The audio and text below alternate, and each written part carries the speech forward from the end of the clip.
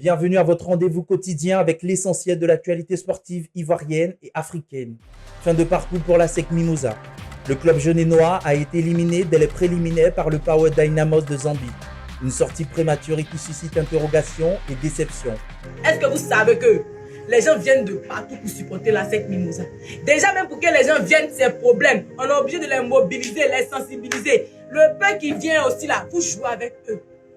Vous jouez avec nos émotions, notre santé mentale, notre santé physique, notre argent. Pourtant, avant le début de la saison, la mission phase de poule de la Ligue des Champions était clairement affichée par Francis Ouignan, vice-président du club. Finalement, l'effectif renouvelé en grande partie pour atteindre l'objectif n'était pas prêt. Et c'est Julien Chevalier qui en parle le mieux. Il faut que tout le monde monte en compétence, c'est sûr. Soit on veut observer les résultats, soit on veut observer les choses en profondeur. Et bien sûr que tous les ans, on est dans un renouvellement permanent. Et notre joueur le plus décisif est parti, et que à Célestin, vous le savez. Donc il faut trouver des nouvelles solutions. On sait qu'en permanence, c'est des réajustements à produire de saison en saison, parce que les meilleurs joueurs sont emmenés à partir. L'effectif, il est ce qu'il est, mais il n'y a aucun joueur qu'on a recruté qui a une expérience suffisante. Donc on ne peut pas me dire que c'est des joueurs aguerris à la Ligue des Champions. Donc tous ces joueurs-là, et puis arriver à jouer sous le maillot de la SEC, ça n'a rien à voir. Donc ces joueurs-là ne connaissent pas la pression de la SEC Mimosa. Après 4 participations consécutives à la phase de poule des interclubs de la CAF, le club le plus titré de Côte d'Ivoire n'aura plus que le championnat et la Coupe nationale pour sauver sa saison. Les éléphants maracaniers sont arrivés à Bissau pour prendre part à la 11e édition de la Maracagne qui débute le jeudi 2 pour prendre fin le 7 octobre prochain. En marge de la compétition, une assemblée générale de la FIMA est prévue ce 1er octobre 2025. Chez les hommes, 11 pays prendront part au tournoi dont le tenant du titre est la Côte d'Ivoire. L'innovation est l'instauration d'une compétition féminine qui réunira 6 pays chez les dames avec la participation historique de la première sélection féminine ivoirienne de Maracana. La course au mondial 2026 est complètement relancée dans le groupe C des qualifications de la zone Afrique.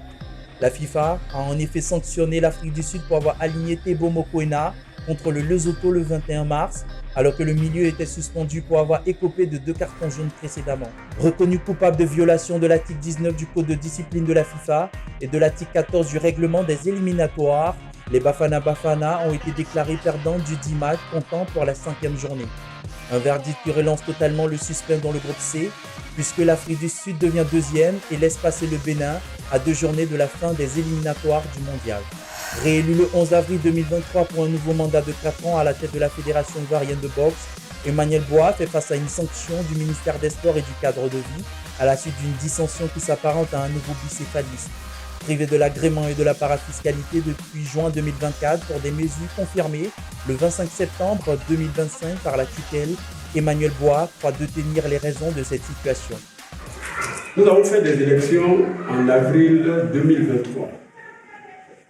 Et avant ces élections, il y a eu un groupe de personnes qui ont fait une prétendue élection qui ont porté à la tête un président.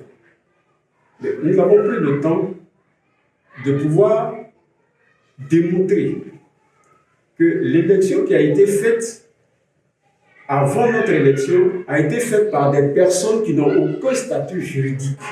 Et donc nous avons eu des séances de travail avec le ministère des Sports, la vie fédérale, pour leur démontrer que ceux qui ont fait cette élection ne répondent à aucun principe statutaire. Dans le processus, nous avons été sanctionnés sur plusieurs manières. On nous retire la parafiscalité parce que les personnes qui sont sans statut juridique, on nous demande de les intégrer dans notre association. Nous avons dit simplement non.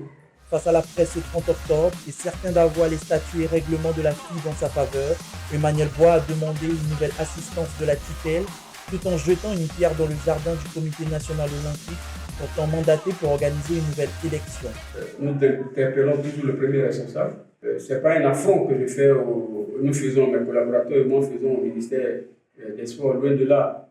Voilà, ce n'est pas une résistance, loin de là, absolument pas. Mais si les choses sont avérées telles que nous n'avons pas raison de façon juridique, le ministère des Sports, tranquillement, est libre de faire un retour à l'international pour dire voici sur le terrain ce qui se passe.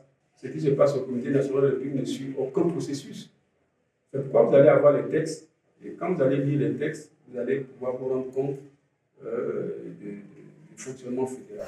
Après avoir officiellement candidaté pour l'organisation du tournoi de lutte africaine de la CEDEAO au Tolac, prévu en mars 2026, Abidjan accueille depuis ce 27 septembre jusqu'au 1er octobre 2025 une mission d'inspection du Centre de développement de la jeunesse et des sports de la CEDEAO.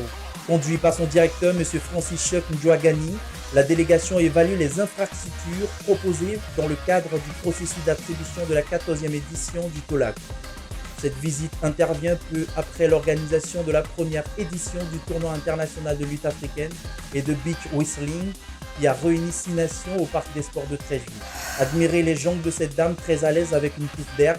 On l'imagine avec un ballon de tennis défiant Zokora Didier Maestro. Admirez et faites votre choix. Merci de nous avoir suivis et à demain pour un autre numéro de la Brève sportive.